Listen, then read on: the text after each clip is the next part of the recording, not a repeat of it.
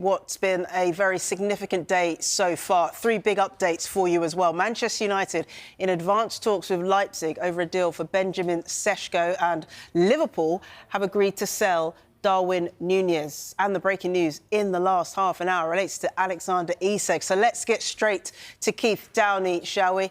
Keith, really good to see you. I know you've been in touch with this story throughout this ongoing saga. We're up to another incident, another chapter of this debacle. Bring us exactly up to date about what is happening here with Alexander Isak. Yeah, debacle is the first time I've heard that word, but it's actually quite a good description, Jess, I have to say. 2 players' names that you mentioned there, Darwin Núñez and Benjamin Sesko, are all linked to this, or potentially linked to this Alexander Isak situation. Of course, this all started a couple of weeks ago when Alexander Isak failed to travel with the Newcastle first team squad on their pre-season tour of Asia. He then decided to have a solo trip to Spain with his own backroom staff, his own individual staff, and get some rehab and some training there, really against the wishes of Eddie Howe and his backroom team at Newcastle. Eddie Howe said he found out about that trip through the media, so the optics of that weren't good. As we know, Isak returned on Saturday to the northeast. The Newcastle first team squad returned on Monday. They were given yesterday off, and they're back in training just a couple of hundred yards over to my right hand side this morning. Eddie Howe has decided that he wants to have a kind of gathering, friends and family bonding session at the training ground today. So once the players finish training, which is just about now, I think, the players' families and children, wives, partners are all invited into the training ground for lunch and activities for the kids, just to try and ensure that everyone is together. Now, this isn't a new thing. They have it quite often here at Newcastle, but I think the timing of it interesting, given everything that's going on with Benjamin Sesko and Alexander Isak.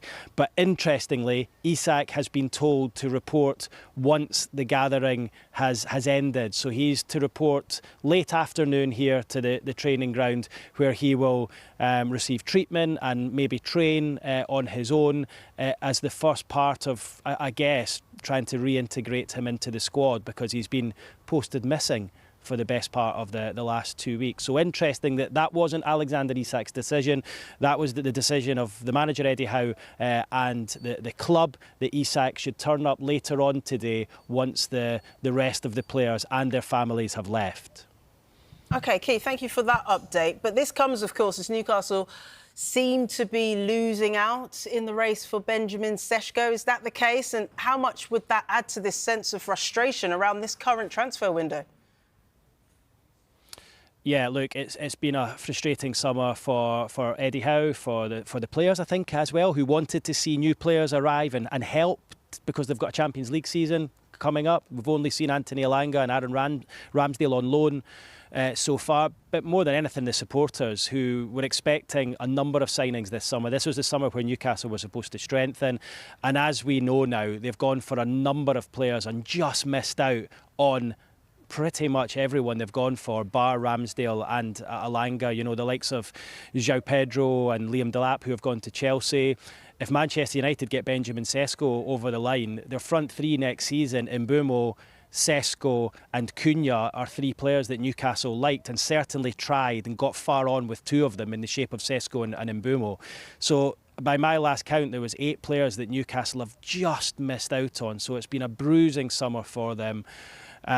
Really difficult to take, and I think this will be the hardest one of all, seeing Benjamin Sesko join Manchester United, and it feels as though that one is probably 75% done. It feels as though that is the direction, although Newcastle haven't had a direct rejection from either Leipzig or the player.